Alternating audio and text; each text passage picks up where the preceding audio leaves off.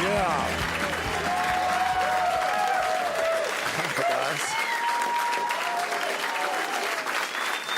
Thank you, guys.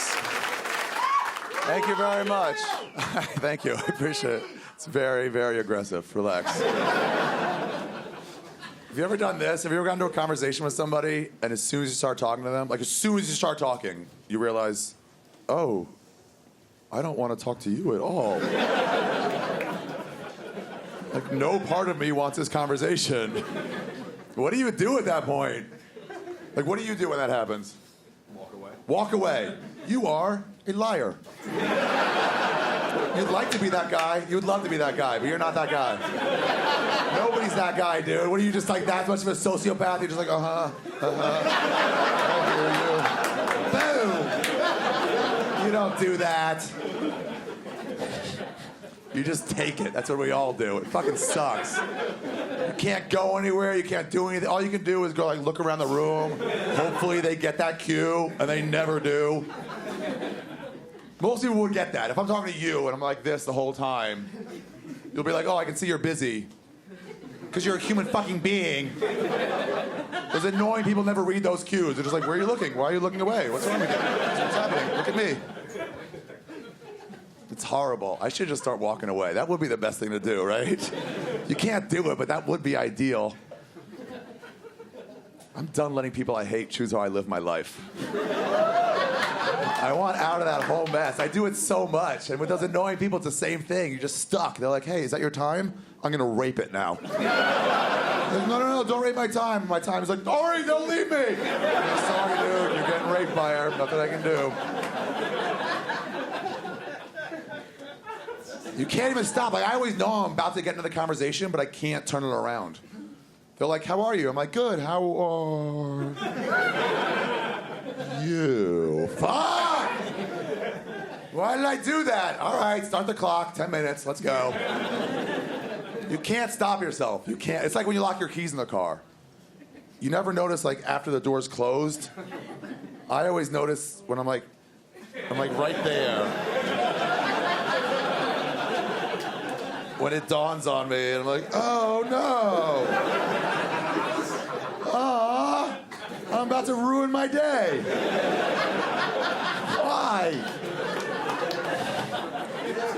But you're like, I can still see the inside of the car. It's right there. So if I was fast enough, I could reach around and stop the car from closing. But I'm not fast enough. So noticing here, that just makes it hurt way worse. It makes you feel like you had a chance to save it. So it just hurts even more. You never like close the door and then walk away and then go, oh, wait. Oh, no. Oh, I bet I just...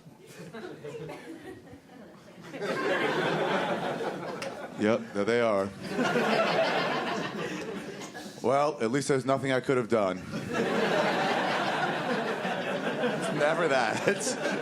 It always looks like this. Minute 5!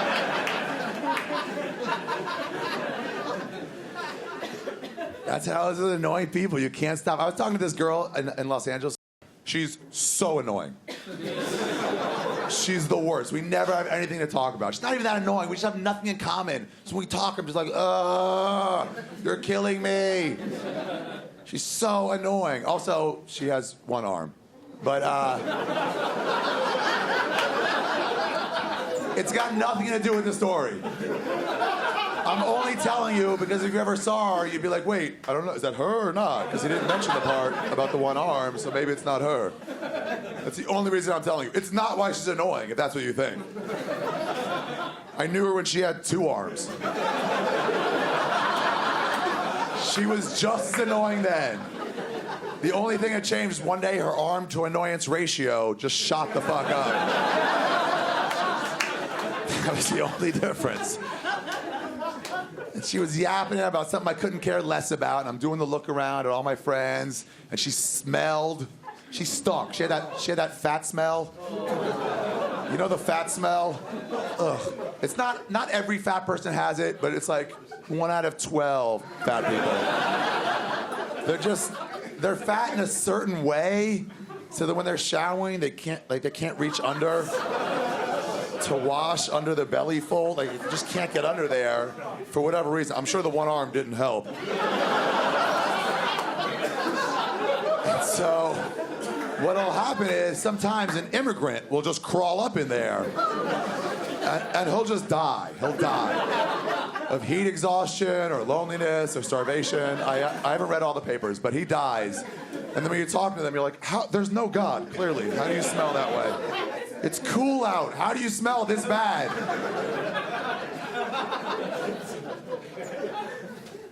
We should just walk away. God. I really do want to stop letting people I hate choose how I live. It really does suck. And by the way, there's one exception to that rule. You know that rule of like, if someone's like looking around, like let's say talking to a girl at a bar and she's going like this, like the whole time. She's not interested. But one exception, if you're talking to a Jewish girl at a bar and she's going like this, what she's actually doing is she is presenting.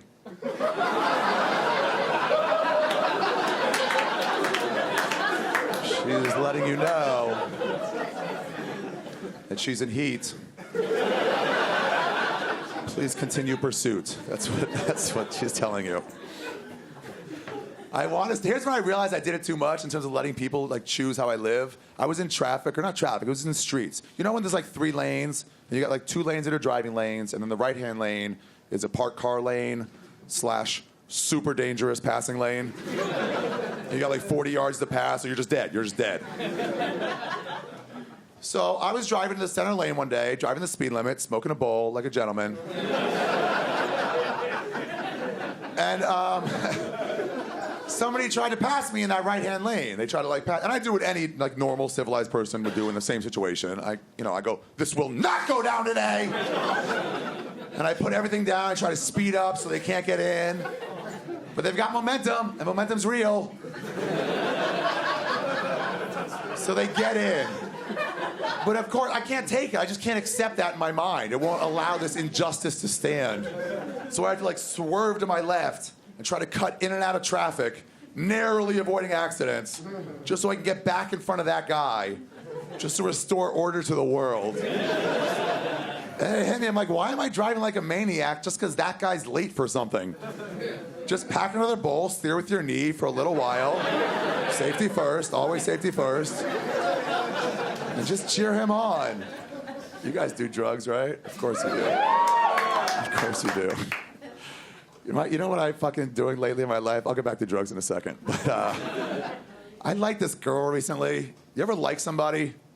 It fucking sucks. It has never gotten better. Since I was 15 years old, it's never gotten any fucking better. It really is not. It's never been easy. You always have your stomach is tense and you never know what you're doing. It just fucking is all. This is I was 15. This is my dating life at 15. This is what I would do. I couldn't go up to girls I liked at high school. It was just, I was too nervous. So I would pretend like I forgot the homework, and then I would call them on the phone. And I'd have a list of topics to talk about. Just in case the conversation went dry, which it always would. That's why I had the list. And do you remember the first time you actually hit it off with a girl? Like you're actually talking to her on the phone, or a guy, someone that you like, and you're actually like catching a vibe, and it's like going well. Remember that awesome moment where you're like, whoa, I'm actually like this girl. We're flirting on the phone, and I'm making her laugh, and she's making me laugh. This is fun. If this is what dating in life is all about, I'm in. I'm in forever. 100%. This feels rad. And then just when you think it's perfect, you would hear it click on the other end of the line, and your mother would just be like, hello?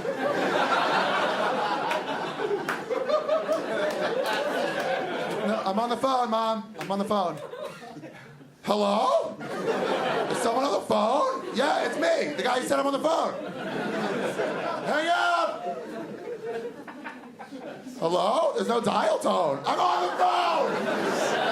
Hang up!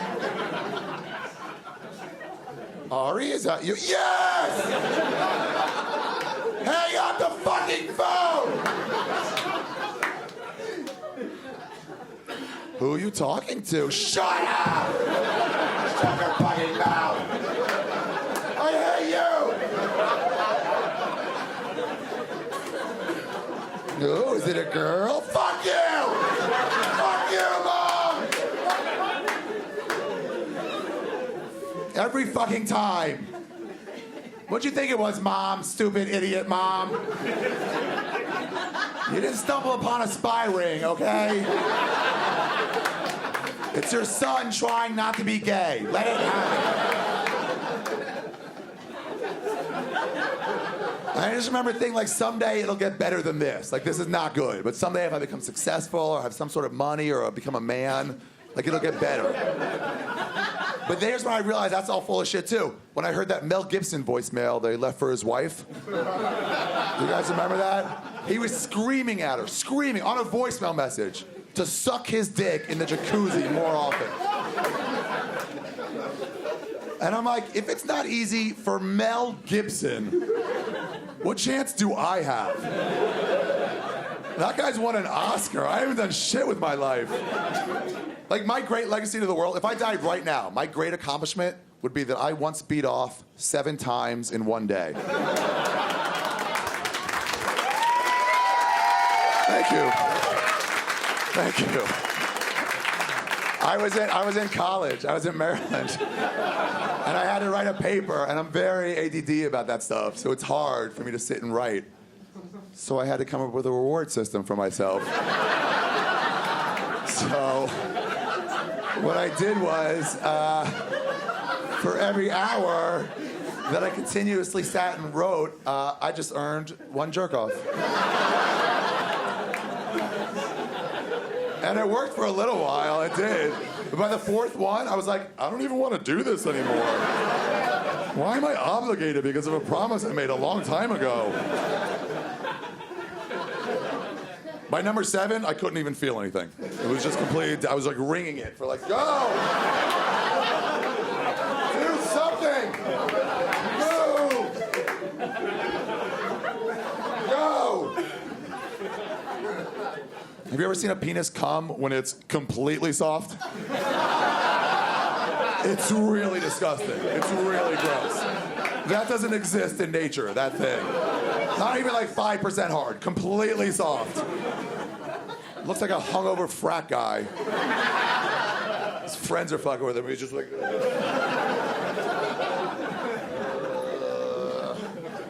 stop it, get out of here. Come on, dude, leave me alone. Stop it, get out of here. Stop it. Dude, I'm not joking. I'm not joking around, bro. Stop. No, come.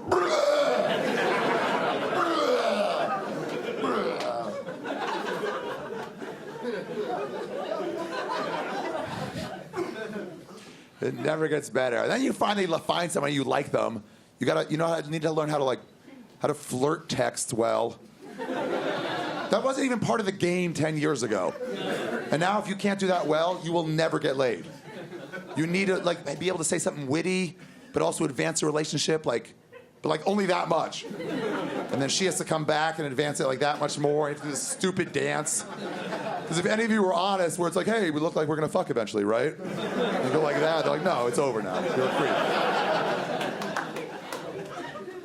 So I have to toil over the exact wording of a fucking whimsical text, by the way.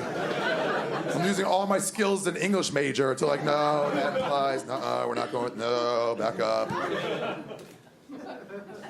When you finally get the right wording down, you have to send it to your friends, let them proofread it. And they send it back with the revisions. And then here's the worst thing. When you finally get the courage up to send this text, when you're like, okay, I'm gonna go for it, and you hit send, you feel good about yourself. You're like, she's gonna love that. She's gonna laugh. It's gonna be awesome. But then you wait 9 minutes. And if they haven't written you back, you're just like, what? Ow, devastation. My heart hurts. Why won't you write me back? It's never gotten easier. Even when you like somebody, when you finally find somebody you like and you want to see their vagina and stuff, you can't just go right for that. You can't go take it out. Let me see. It's you gotta have a talk first. And by the way, hopefully before you see the vagina, you have this talk. Hopefully it shouldn't be just sprung on you. Do you remember when Lindsay Lohan and Britney Spears both got caught, around the same time with their pussies out? I don't know. There's no nice way to say that. And they intentionally got out of a car in front of 80 paparazzi with no underwear on and a miniskirt. Remember that? Where they were like this, here I go, getting out of the car.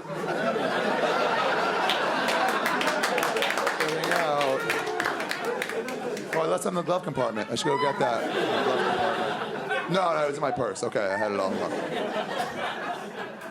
And we all laughed at them, but then here's the weird thing that started happening. Girls started dressing that way. Regular, non-fucked up celebrities started wearing a mini skirt and no underwear.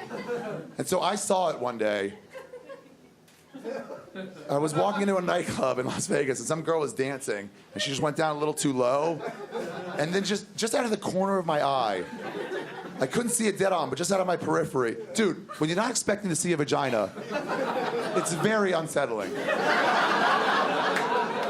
There needs to be some sort of warning or something. And I'm like, let me go to this club. So, whoa, there's a vagina! There's a vagina right over there. It was like a rat had scurried by or something. You're not supposed to see it out of captivity like that. Clean yourself up, vagina. No, but hopefully before you see the vagina, you gotta have the talk. And I'm not saying I love you, do you love me? That's a stupid. Nobody does that anymore before you have sex. It's the 20s, there's no way. When I say the talk, I mean like, hey, I had a genital wart like 4 years ago. What do you got? That's the talk. And please don't fucking get uncomfortable when I bring that up. That's not even the big one.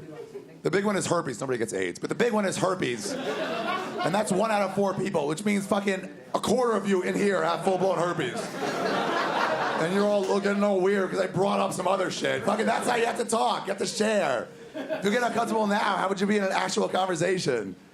1 out of 4 people. Do you know what that means? That means one of the fucking Beatles had herpes. One of the Beatles and one of the Village People. And the other Village People had AIDS, I guess.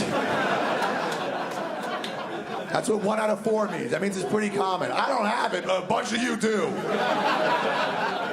1 out of 4 means if you go to Baskin Robbins, 7 flavors are gonna have full-blown herpes.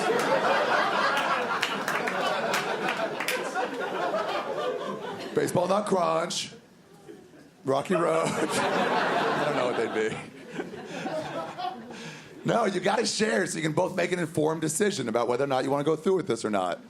Let them know. Like, here's the deal. There's a mathematical formula to figure out.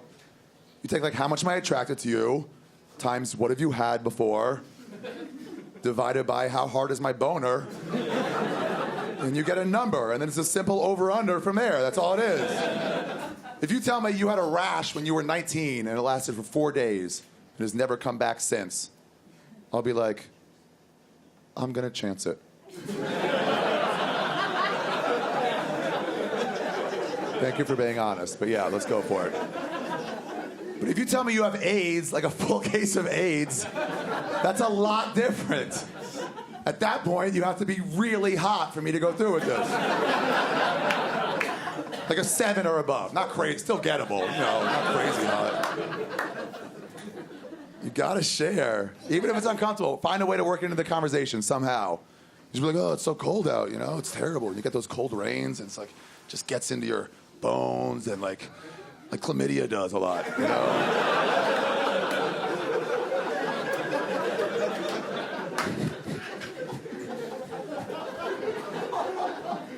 I once had sex with a girl who I didn't catch it, thank God. It was like 12 years ago. I wore a condom, fucking flipped the coin, and I won. It's not like I always wear them, but I wore them this time, and I didn't catch it, but she had herpes. And she didn't tell me, though, that she had herpes until after we had sex. Which, yeah, that's the wrong time to share that information. If you ask me. And I should say this, in her defense. By after we had sex, I mean she told me, like right before we started.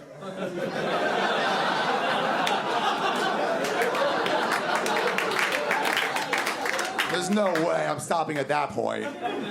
She's naked right there. I'm naked right here with a boner, and I'm back thrusting. I mean, like right before. This is the last possible moment. You know? It doesn't matter what she says at that point. This is going to happen. She could be like, I planned 9/11. I'm like, hey, look, it's okay. I hate New Yorkers. It's all right. Let's do this. She's like, no, it's not that. I'm like, what? What do you have to tell me? You're my real father? Fine, let's go. My boner's just turned over looking at me. Like, what are we waiting for? What's the holdup? This is why we practice, man. All those years in the sock was for this moment. Let's get your head in the game. And she goes, no, I have herpes. And I'm like, whoa, that's way worse than 9/11.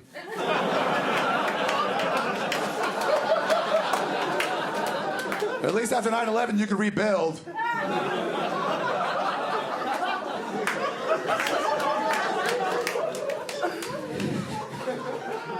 And I was like, I'll just go really slowly. How about that?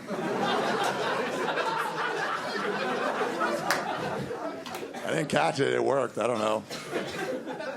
I don't fuck really slowly. Nor, by the way, do I fuck like this. I don't aggressively fucking pound it. That would be a great way to fuck, though. They would remember you. If you're like, hey, let's have sex. Okay, line it up. Let's get it straight. Correct for wind. And boom! Just yell, we are one, right when it happens, too. We are one! Because I'm super romantic. That's how I am. I would yell, we are one, then hold it for like 3 seconds, and then just pull out and walk away. I give her one of these as I go. No. Because girls need, they get like, weird after sex. You have to tell them they're doing a good job. But it really has not gotten easier. It really has. And then even when you find somebody you like and get married, I'm sure some of you are married in here, it's still fucking hard. My friend John, he's been married for 5 years. He loves his wife. Let me just start with that. He's totally in love with her. I saw him do this once, where he cracked open a beer and held it out for his wife, and she didn't see it. Her back was turned. For 3 seconds, she didn't see it. I want you to see how long that looks like. It looks like this. That's it. And she didn't see. So he goes, I'm holding a fucking beer!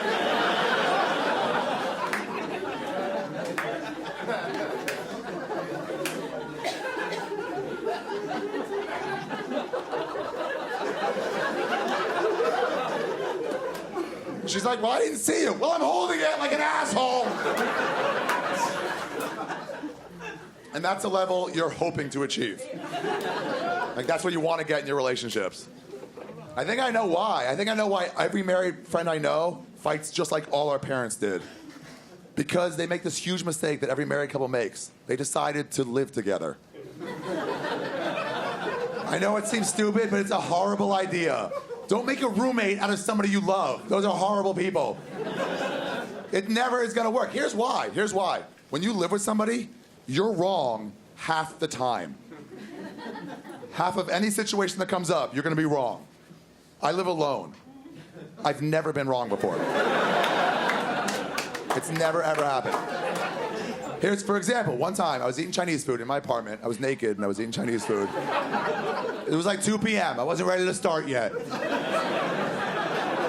And I'm eating this Chinese food, I'm talking on the phone, and as I'm talking, the chopsticks crossed over, and a piece of General Tso's chicken fell like over the bowl and onto the floor.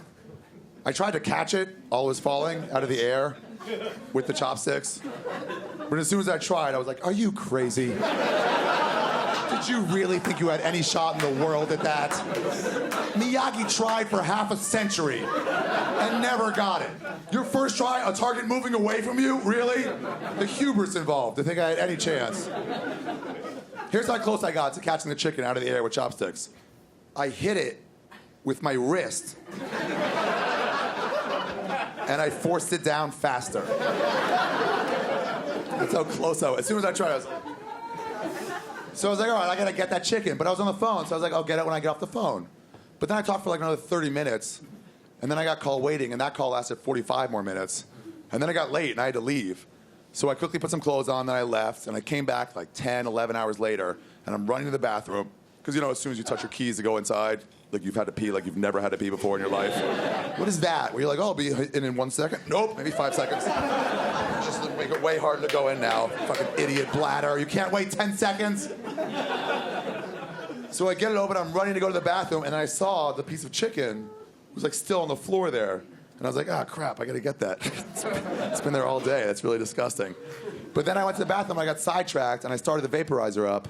And then I smoked some pot, and then I ate a shitload of gummy bears. Like a totally unhealthy amount of gummy bears is how many I ate. And then I got tired from eating all those gummy bears, you know? Because the texture after a while, it really wears you out. And so I went to sleep. I was like, fuck it, let's call it a day. And I went to sleep. And then I woke up in the middle of the night, like 4 or 5 a.m. to go to the bathroom. And I was walking to the bathroom, trying to keep my eyes closed so I don't wake up. And as I'm walking, I stepped right in the chicken. And at first, I didn't even know what it was. Because it had been so long, I thought I just killed a cockroach with my bare foot. That'll wake you up, by the way. No, I just killed a cockroach. That's disgusting. I was like, oh, it's that chicken. That's right. It's been there for like a day and a half. That's really disgusting. So I got a paper towel and I wiped it off my foot, and then I wiped the rest off the floor, and that's it. I was not wrong. It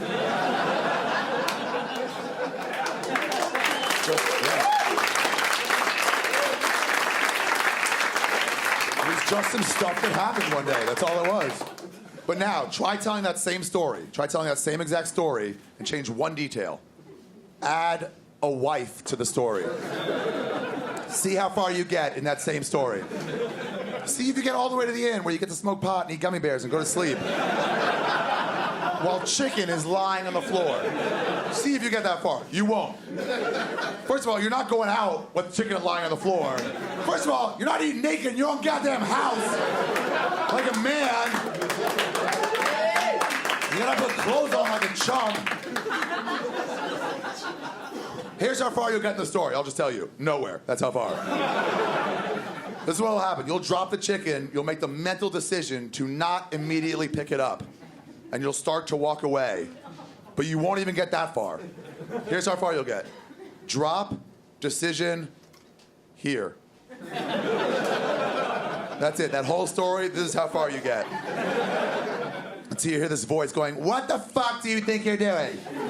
Are you really about to leave chicken on the floor, you fucking dipshit? What the fuck is wrong with you? Are we animals? We live in a fucking barn?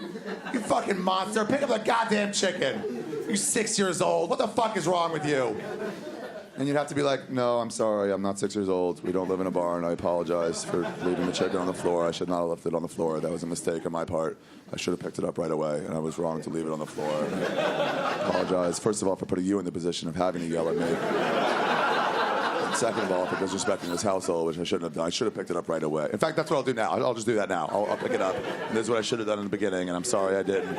But I've learned. I've become a better man for what you've done here. And I thank you for teaching me how to be better as a person. And you'd be wrong. You'd be wrong. And it sucks to be wrong. Nobody ever likes being wrong, ever. I'm a pretty open guy, and I've never once said to somebody, hey, thanks for correcting me to my face. It always feels shitty. And it's not like you're wrong every other time. You just have random layouts. So sometimes you'll be wrong 10, 11 times in a row. Where now you can both feel it. You got a streak going. You know that moment where you always sense it. You wake up in the morning, you're just like, oh, that was a good, oh, fuck. It just dawns on you I've been wrong a lot lately. This doesn't feel very good. I wonder if she notices. She probably knows. I'm not even gonna wake her up. I'm just not even gonna let her deal with it. I'll just get out of bed and not even deal. And you look over, she's not even there. And you're like, oh no. And she's just awake, just going, well, la-dee-da. Well, well, well. Rise and shine, Mr. Wrong. And that's what my mom calls you. That's what we both call you behind your back, because you're wrong so much. You cough. She's like, what? What'd you say? Something else wrong, I presume? And it just fucking sucks, and you hate it. And all you want to do in life at that moment is just break that streak. That's all you can do with everything. Every fiber of your being just wants to break that streak. And then one day, you crack open a beer, and you hold it out for her, and she doesn't see it right away. And you're just overcome with joy. And you're like, 3, 2, 1, I'm all your fucking beer!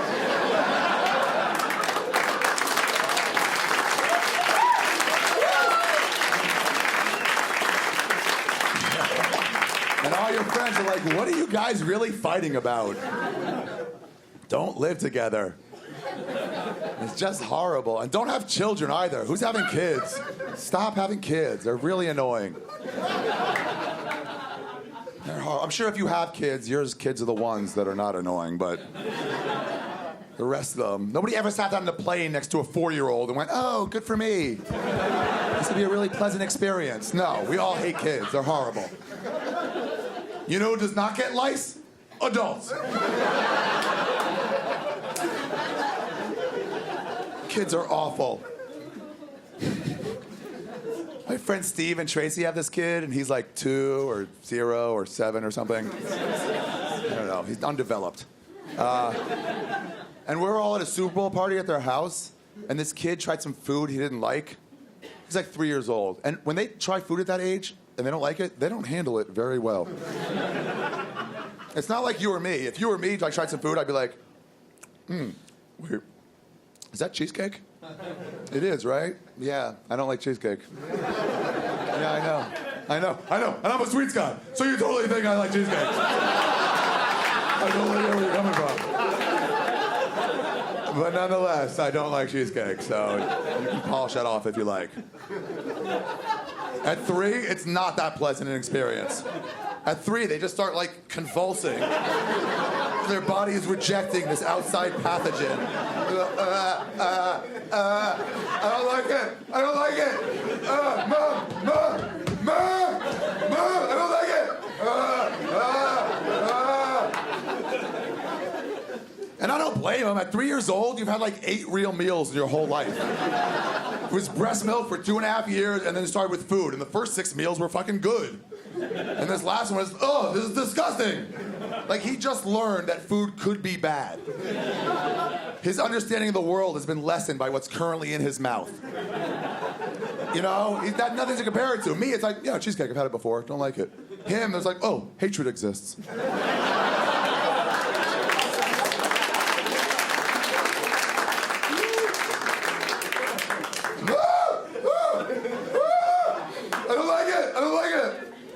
And so the mother, she's going on with the conversation like nothing's happening. And we're like, I'm sorry, are you gonna get that thing? Like, I don't want to tell you how to raise your kid, but I think it's dying. I'm pretty positive. I don't know, but if my dog started acting like that, I would take him to the vet immediately. So this grown woman in front of all her friends had to stand up and put her hand out and walk over to this kid like she was some sort of Egyptian slave. And the kid, not even a moment of like, are you sure you want me to do this in front of your friends? No moment of respect, just takes her hand and just goes, blah, blah, blah, blah, blah, and looks at her angry like it's her fault. Blah, this is what you get, peasant. Blah, blah, get it all. Blah, blah. And then he finishes and then he just goes like, he just dismisses her, and she has to take it and fucking, I don't know, put it in her pocket or something. I don't know. I stopped looking at her when I lost all fucking respect for her. That kid just took a dump in your face. And they all act like it's nothing. They're like, it's such a blessing to have a child. Fuck you. Then why do you look tired all the time? They're horrible. They all say that too. Like, Ari, you should have a baby. It's such a wonderful blessing. You should really do it. And that's what they say too. You'd be such a good father. You'd be such a wonderful father. I'm like, where are you getting that? Have you been to my apartment? I don't live very well. A child would just perish in that environment. I change my sheets every 5.5 months. And the reality is, it's actually way less often than that. But 5.5 months is the most the crowd can accept. So I just lower the number just so you get the point. Raise a child. My kid would be next to me like, Daddy, I'm hungry. I'd be like, well, we're both too stoned to get off the couch, so I don't know what to tell you. Mommy should have bought gummy bears, but she didn't. She left us here like this. Raise a child. I can't raise a pot plant, and I like pot. What chance do I have with a kid? They fucking move. They move around. They'd be like, where's your kid? I'd be like, he is right there. Nope. I don't know. He was over there at some point. Man, I got no idea where he is now. If you're looking for him, look everywhere in the whole world. But not right over there. because we can rule that out. It is not a blessing. Here's what I'll compare parenthood to. I'll compare it to like 20 years of a heavy heroin addiction. Where it's like, look, I've never been there. I'm sure there's moments of joy that I can never understand. But you have aged horribly.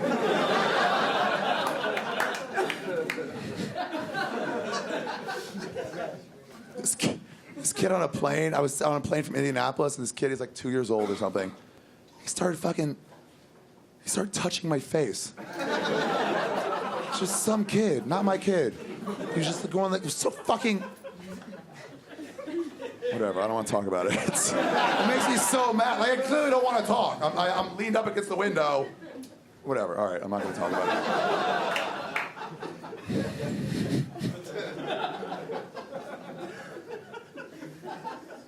Yeah, do you guys do drugs at all, by the way? Of course you do. Yeah.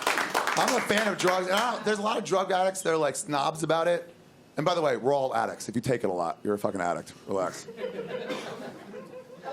There's a lot of people who like think their drug is better than everybody else's drug. I don't like that. We should team up together. Let's not be Africans selling each other into slavery. Let's fucking work together to drive off the white man.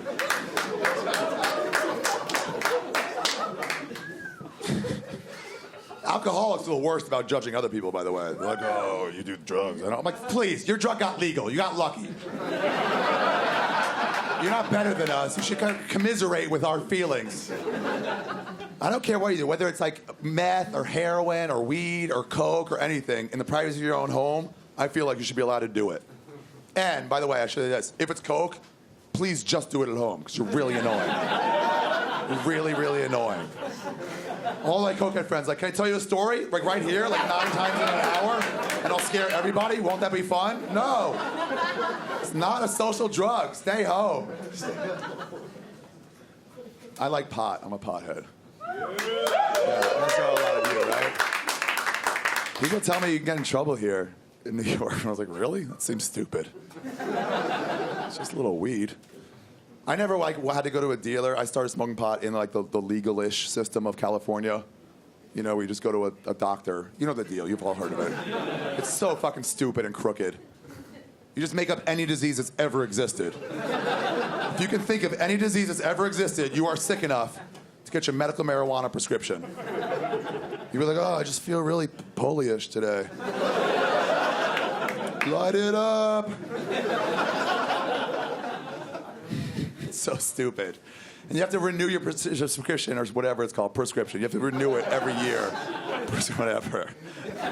Every year you gotta renew, as if they're gonna find the cure someday. Like, hey, maybe. Hopefully scientists are working around the clock to get me better. It's so stupid. This year I didn't even do it. The first year I got really into it, I was worried that he wasn't gonna give me my license. So he's like, what are your symptoms? I'm like, I had knee surgery a few years ago, and that still causes me pain once in a while, and I suffer from sleeplessness, and occasionally I've had depression, and the doctor's like, easy, you're gonna lose your voice.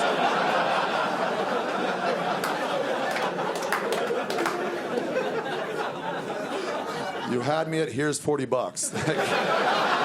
You're sick enough. You got $40. You got a problem. So this year I'm like, I'm not doing this. I'm a grown man. Why am I lying to another grown man? This is stupid. So I went in there, and they give you all these forms to fill out. They're trying to be like real doctors. They ask you for like family medical history, stuff like that. I left everything blank. I just wrote down in one box, I like to get high, bro. That's it. Capital B, capital R, capital O. And I gave it back to them, and they put you in this waiting room. You have to sit there for like 10 minutes in this office. And then this doctor comes in. I guess he's a doctor. He's got a lab coat. He's got a lab coat and a dusty stethoscope. And he comes in and he goes, and he looks over the forms. He gets to that part. I can tell he like rolls his eyes. And he's like, all right, so, what are your symptoms? And I'm like, what symptoms are you talking about, dude? I'm fucking fine. I like to get ripped. I think you can figure out this situation. You're a smart guy. You went to medical school. I think you're gonna decode the fucking ruse we're playing. That me and the 8 college kids outside didn't just catch the plague all of a sudden. And he goes, I'm gonna write down anxiety.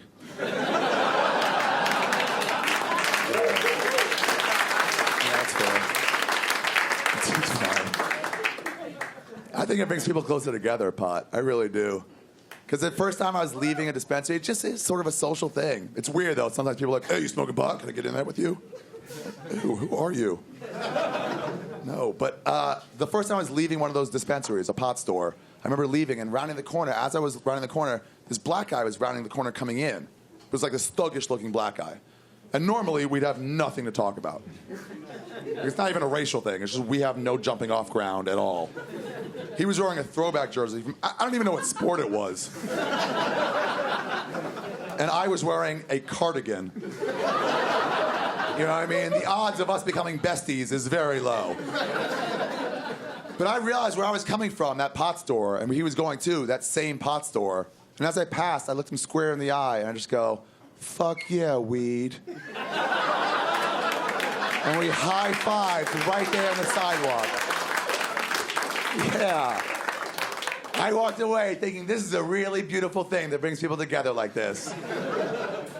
And he walked away thinking, I'm about to turn around and mug this Jew. He stole my pot. He stole my pot. Bunch of strangers.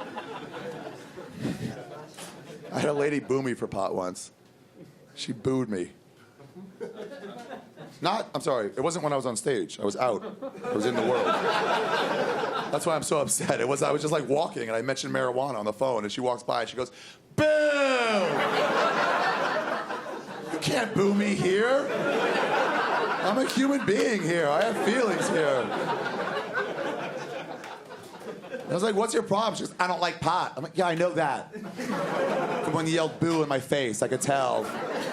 Like, what don't you like about it? And she goes, first and foremost, it's a gateway. End of story. I was like, no, you can't first and foremost and end of story in the same sentence. Absolutely not. Absolutely not. Second of all, so it's a gateway. So what? Gateways aren't bad.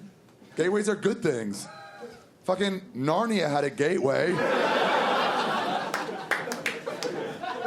That's wonderful. I don't care what your drug is. Just do it. My friend Patrick's a pill popper. He loves pills. Like, he loves them. Like, if you're Christian, however much you love Jesus, he's right there with you. On pills. You give him any pill, you just reach in your pocket and go like that, he'll just go. What was that? What are we doing? Are we going up? Are we going down? What's the situation? Patrick doesn't give a fuck. He's ready. He's buckled up and ready for the ride every single time.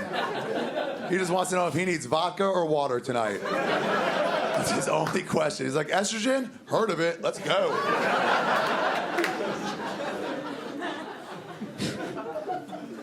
He just had a kid, that guy. He was 20. He's a 20-year-old pill popper with no job. And he got his girlfriend of 2 months pregnant. Yeah, she was 19, also no job. And I don't know how she felt about pills.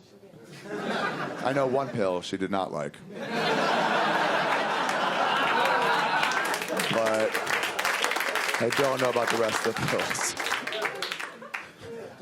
And he called me to tell me they got her pregnant. I'm like, why are you calling me? Do you need a ride to the abortion clinic? Or like...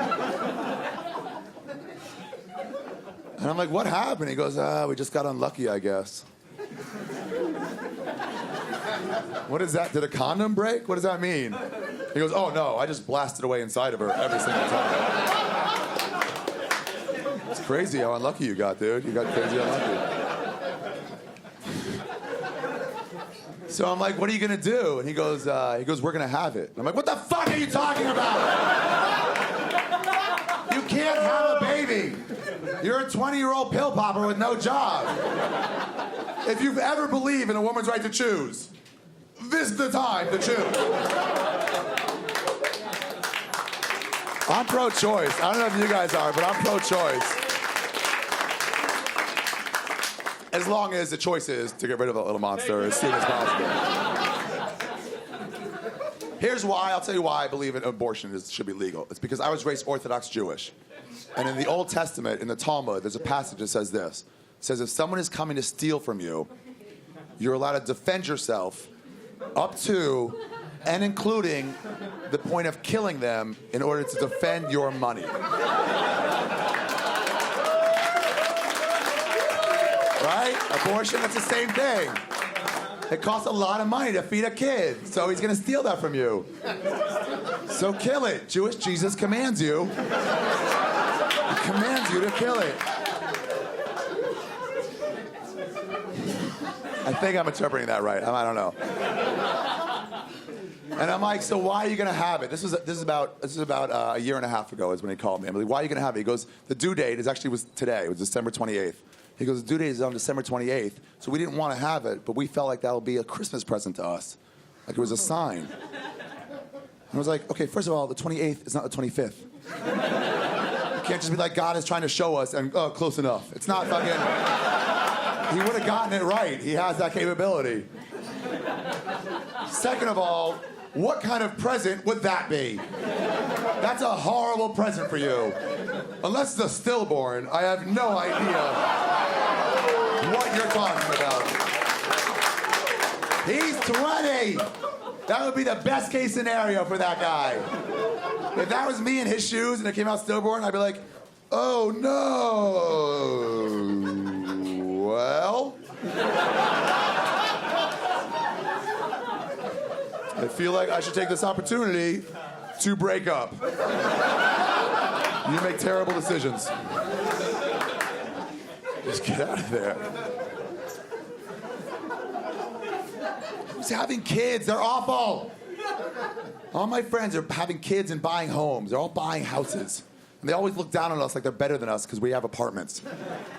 Which you are, let's be honest. They're always like, dude, how do you live with no equity?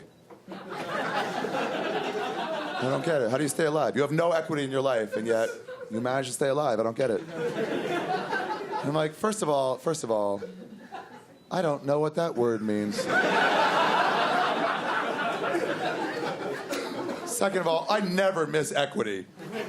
I don't walk around like a vampire in the sun, just going like, equity, equity, or like a fat black man without his insulin. Just going like, equity. No, oh, that's not racist. Stop it. That is not racist. Black people are way more susceptible to diabetes. That's just a medical fact. If you show me 6 fat black men over the age of 50, I will show you 5 diabetes patients. It's not racist. Now, if I said, hey, hide your wallets, there's diabetes patients around here, that would be racist.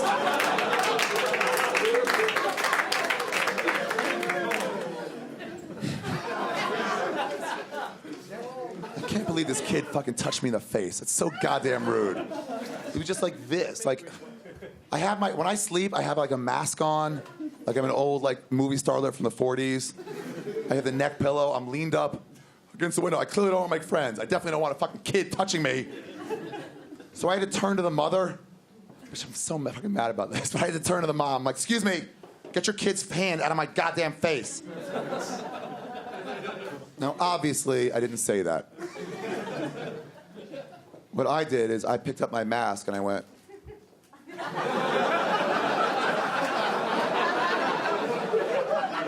not gonna say anything to a stranger. What? Am I a sociopath? No. But I'll passive aggressive the fuck out of you. You want some more of this?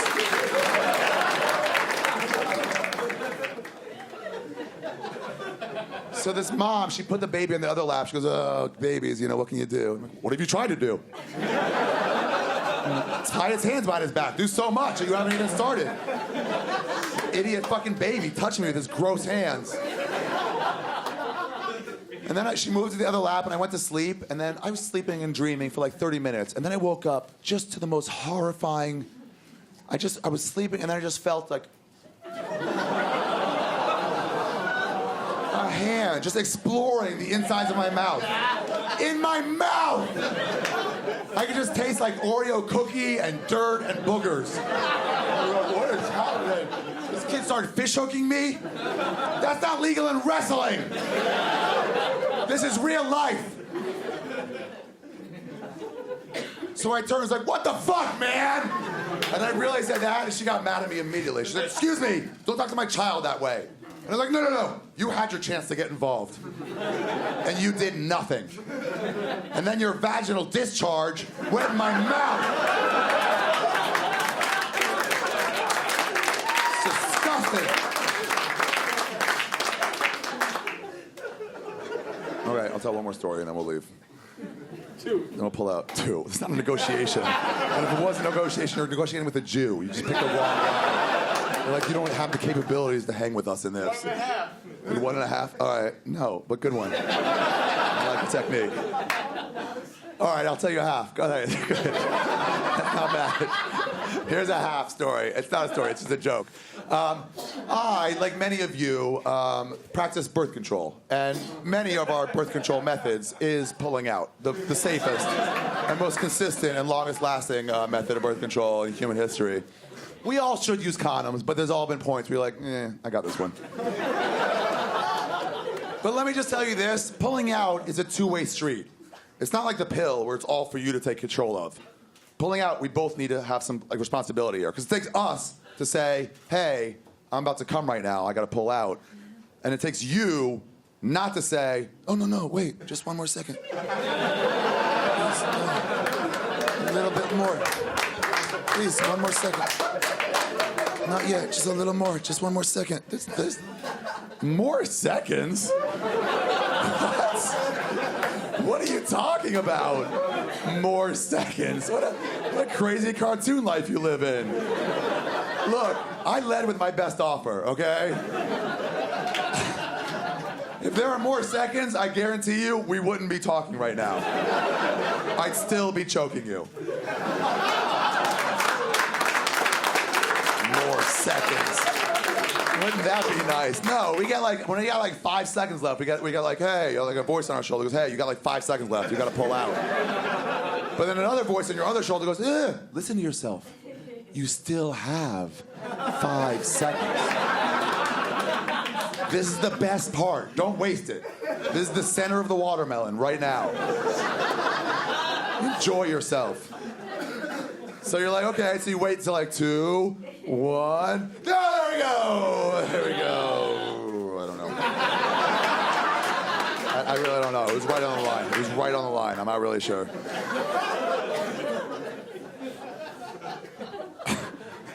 All right, now I'll tell you that story. I got a phone call one day. Are you guys having a good time? Enjoying yourselves? Thank you guys for coming to this. I really appreciate it. All right, I got a phone call one day from my friend Bobby. You guys know who Bobby Lee is? Yeah. He was on Mad TV. He was a short, fat Korean guy from Mad TV.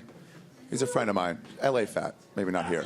But I got a phone call one day. I woke up at like 11 a.m. and this message was from like 3:45 in the morning. And this is how the message went. It goes like this. Ari, I know this was you. 1, this is just your style. 2, I can see the pieces of pastrami. Because I don't want to deal with this now, I'll deal with it tomorrow. And when I do, and then right then, he just starts screaming for about 15 seconds, and then the phone went dead, and that was the message that I woke up. Let me back up a little bit, actually. Here's what happened. I hang out in LA at a place called the Comedy Store. Have you been there? It's the coolest place in the world. It's like a clubhouse for comedians. We all perform there, but the shows go from 9 p.m. to 2 a.m. It's just a great place. We all do drugs there. We park back there. It's our place. And we have a group of friends there. And in every group of friends, there is one friend, especially among men, who likes to do, ironically, gay shit. You know, they're not gay, but they find gay extra hilarious. So you go to give them a high five, and they'll fake the high five, and then tickle your balls or something. You know, where you're like, okay, all right, I get it, stop, I get it, enough. So my friend that likes to do that is Bobby Lee. He loves doing that shit. He loves it. He'll lull you into a false sense of security. He did this move to me once. He goes, Ari, you're a good friend of mine, man. And you're like, oh, thanks, Bobby. He goes, no, dude, it's been like years. You've been a legitimate good part of my life. I'm like, thanks, man. He goes, no, come give me a hug. So you go to give him a hug, and then he like latches on, and he just starts slide humping. Not even the regular hump, the slide hump, which is way worse because you can feel the contour against your leg. You know where the shaft ends and the ball begins when you get the slide hump. It's really gross. You're like, get off me, this is so rapey, stop it. It's funny when it happens to other people, but that's it. And we have this other friend named Jim Painter. And Jim is super homophobic. Like, he won't stand for any of that shit. He's got a weird Christian streak in him. It's just fucking strange. So he would run away from Bobby. Like, literally run away. but they were both equally slow and out of shape. So Bobby would chase after him, trying to get him a hug, but they couldn't lose or gain ground on each other. They had like 14 seconds of sprint in them and then like a week of rest. That's all they had. So Bobby could never catch Jim. So he goes to me one day, he goes, Ari, I want to hug Jim. Like, how do I get him to hug me? I go, I don't know, threaten something. He's like what? I'm like, well, his car's right there in the parking lot. Go threaten to do something to his car. So Bobby's like, okay. So he goes over to Jim's car and he goes, hey, Jim, you either give me a hug right now or I'm going to piss on your car. And then to show him he had business, he took his dick out and he pointed it like hostage style at the car. Like, don't make a move. And so Jim goes, Bobby, I wasn't going to give you a hug before you had your dick out. The odds have gone down. Not up or even. They've gone way down. So Bobby turns to me and goes, what should I do now, Ari? I'm like, I know what you should not do. And that's fail to follow through on a threat. I'm an instigator. I like instigating. So Bobby goes, all right, so he just starts peeing all over Jim's bumper. And Jim is upset, as any of you would be if somebody started peeing on your car. That's not a cool moment. He got really mad. And Bobby saw. He was like, okay, he could clearly see he went too far. So to make it up to him, he was like, all right, I'm sorry, I'll take you out to eat. So he took Jim and me and this guy named Aaron Cater, this Palestinian comic. That's got nothing to do with the story. But as a Jew, I just want you guys to know that he'll get his. So happy ending. So he took us all to eat at Jerry's Deli, his late night deli. And by the way, Bobby was the only one working at the time. He was making like $5 or $10 a week on Mad TV, and we were all living off like $8 a year, trying to get by. If you have any poor friends, just buy them a sandwich once in a while. It'll change their lives. So he took us all to eat. Those two guys got omelets. I got this pastrami sandwich, this massive pastrami sandwich. You know, why do they make them that high? I don't get. My dad always told me, he goes, dude, if you get one, he didn't say dude, but if you get one of those, get a couple extra slices of rye bread, peel half of that off, make a new sandwich. Now they're paying you to eat. So I did that. I ate both the sandwiches. It was so fucking good. We were so poor. So then we leave. We start to leave. We're all standing outside. And Bobby runs out in between us, runs across the street, goes over to Jim's car, and we're just frozen there. And he goes, hey, Jim, how about that hug now? And he starts peeing all over Jim's door. And then he jumps into his own car and drives off, giving the finger. And Jim is just shaking with rage now. He's like convulsing like that little kid did, like this. And I'm convulsing too, but like to try not to laugh at how fucking hilarious that was and how much game Bobby got out of nowhere. Like the piss was good, but the pullback with the apology and then re-piss? Fuck yeah, man. The master has become the student. And so Jim's like, I'm so fucking mad. And so I said as a joke, really, but you ever make a joke to one of your friends, but they just take it like 100% seriously? So I just, as a joke, I just said, well, you could always take a dump on his car. As a joke, I'm telling you. But Jim just goes, ha ha ha, yeah. All right, dude, that's cool. So the next night, the very next night, we're all hanging out at the Comedy Store. Jim is there, Bobby's there, Aaron Cater's there, and Jim and Bobby are like, well, Jim is really just mean-mugging Bobby. He's making it really uncomfortable. He's still really mad. And so Bobby saw that, so he's like, I'm uncomfortable. So he took Aaron Cater. They went down the street to the Standard Hotel and Bar just to hang out and have fun. And Jim's there. And soon everyone starts leaving. And as Jim started leaving, it was like 1:30 in the morning. The place is emptying out. There's like 5 cars left in the parking lot. I noticed one of the cars was Bobby Lee's car. So I stepped in front of Jim's car, like stopping him from leaving. Like I was that kid from Tiananmen Square. That's who I want to be in my story. So that's me. And I'm like, stop. He goes, what? I'm like, look whose car is right over there. And he tries to get out of it. He's like, dude, I just took a dump like an hour ago. There's no way I can get it. No way I can do this right now. I go, hey. A friend in need. That's a friend indeed. I still haven't gone from yesterday. I've been holding it in for like the last 3 hours. You know that moment where you're like, oh, wait until I use my own toilet at home. So it's been building up. But I'm like, for a good cause like this, absolutely, I'll give to charity. So we took a plastic shopping bag and we put it in the toilet rested the handles over the lid, and I just leaned over and I just unloaded this gargantuan dump. It was so. I take big dumps. I'm not bragging, but I'm 3 days a week. I clog a toilet. That's normal for me. And this was big for me. It was just. It was like 7 liters of just shit. How much is that? Yeah, that's like 3 of those big Cokes, canned Cokes, or whatever, the jars. Like, that's about how much it is. I'm eyeballing it. I have no idea exactly how much it was. It was a shitload. That's how much it was. It was one shitload. And then we picked the bag up. I picked the bag up and I let the water drip off. And then I handed him to Jim this bag of shit. Jim took this bag of shit, went over to Bobby's car. Bobby had one of those door handles where you can go from the top or the bottom. You can, like, see straight through it. So Jim, do I have anything to do this with? Jim, he took the top of a box, and he used it like a spackle. And he went in there, and he just, right into the door handle, he just slapped it in. And then slapped more and scraped it off. And he kept picking up more and slapping over and over again. Until I was like, dude, I think it's stuffed enough. And he goes, I'll tell you when it's stuffed enough. Yeah, man, it's your world. Whatever you gotta do. And he would just stuff it in there and then wipe off the front. That's what I'll never forget. The care he took to make sure the front was clean. He was like watching Ace of Cakes, really, just like artistic. And then he finishes and he stands up and he looks like a man content, like someone who just built a deck or something, you know? But then he gets this idea and he's like, oh, do you think I should get the passenger side too? And I was like, dude, he might bring a girl home with him. Absolutely. Absolutely, get the passenger side too. Why would you be wasting time right now? Better safe than sorry. Go ahead. So he goes over to the passenger side, and before he starts, I got the best idea I've ever had in my life.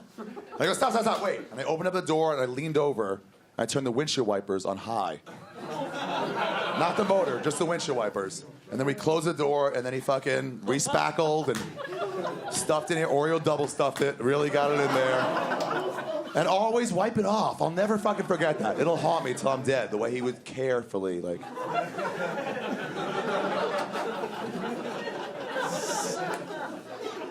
So he did that, then he took the rest of the bag, maybe 75, 80% of it, and he dumped that right into the windshield wipers and packed it in. So it was like that high, like all the way across the windshield. And thick, too. Like half an apple, that's how thick it was. So we waited around for like 10 more minutes. Bobby didn't come back, so like, all right, see you tomorrow. Bobby came back at about 2:45 in the morning with that guy Aaron Cater, and he was going to give him a ride. And Aaron, the Palestinian, touched his side first, and he goes, ew! And he said Bobby laughed at him first, and goes, ew what? Ew!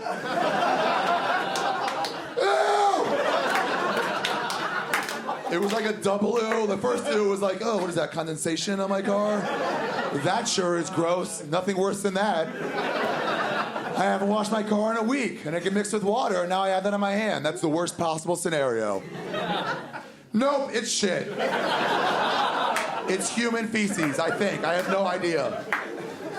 Just someone's shit. Just some unknown person's shit, just covering their hands.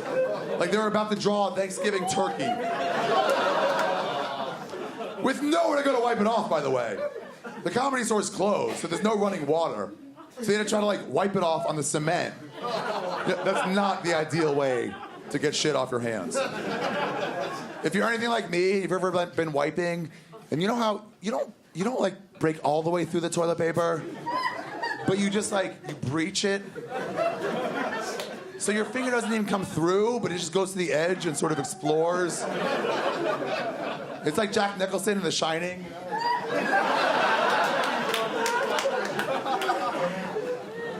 And so you don't even get any shit on your fingers. It's all clean, but like there's a hint of it. That little. I don't know what you guys do in that situation, but what I do is I then scrub the fuck out of that finger. I don't normally go soap. I'll go soap and water and soap and water. And then I'll dry and I'll repeat it. Like 3 times just to get that off. And still, even then, like 30 minutes later, I'm always like...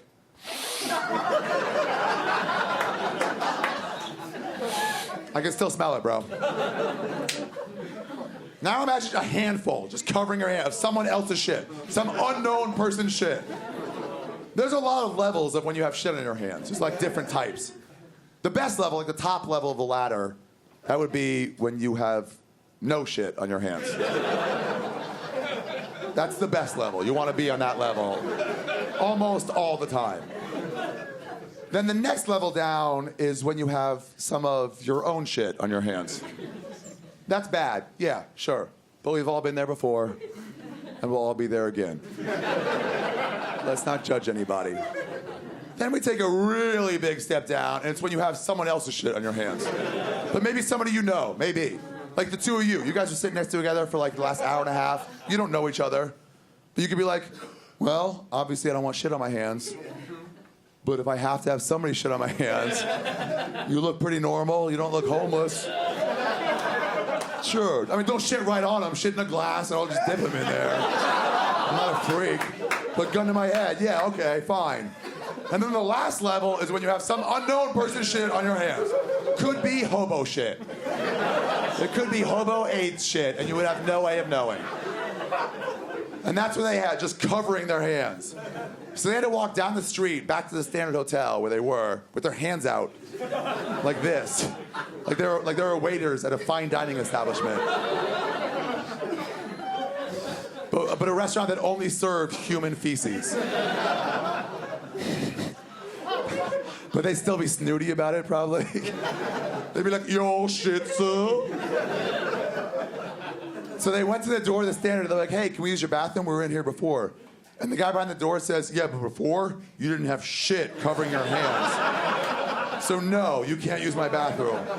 And Aaron said Bobby tried to play it off like he didn't know. He was like, what? Oh, I didn't even see that. So you're both just standing there like that with shit covered in hands by accident? Really? I was like, no, beat it. Get out of here. So they had to walk down the street 6 more blocks to a gas station to use their bathroom, which he also said no.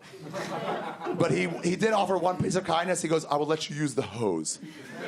So the two of them hosed their hands off. They finished. At that point, Aaron Cater said, okay, Bobby, my night with you is over. I'm probably not going to talk to you for a few weeks now. I just got to settle all this. Bobby then went back to the Comedy Store, walked the 6 blocks back to the Comedy Store, paid a homeless guy $20 to take a stick and clean out his door handle of all the shit. If you've ever wanted to know how much would it cost if I wanted to hire a homeless guy to, let's say, clean shit out of my door handle using only a stick. $20. That's how much it is. It's $20. And if you're like, that seems like way too much, well, blame Bobby Lee. He set the market value.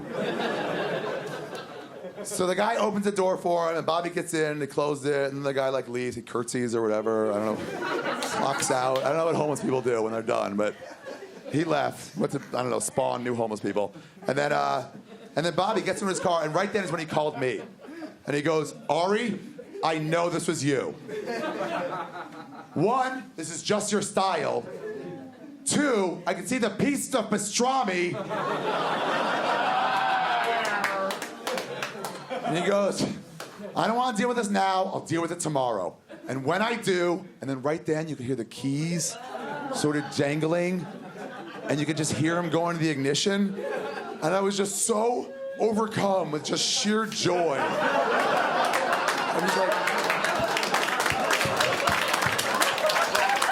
was like a little kid who saw a first ball, his first time he ever saw a ball. And he's like, I'm gonna have so much fun with this.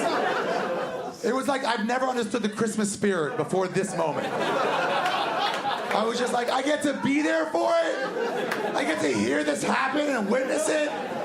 Thank you, God, for what I have gotten.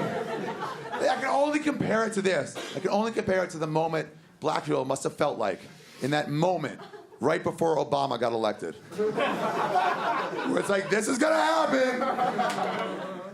And he goes, I don't want to deal with this now, I'll deal with it tomorrow. And when I do, and he starts the car, and you just hear this.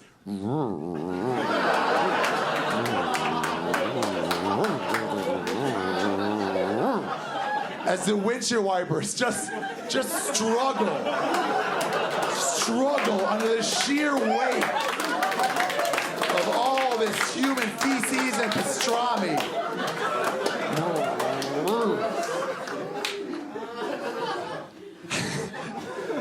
So thick it made a mask of dump all the way across the windshield that he couldn't see out of.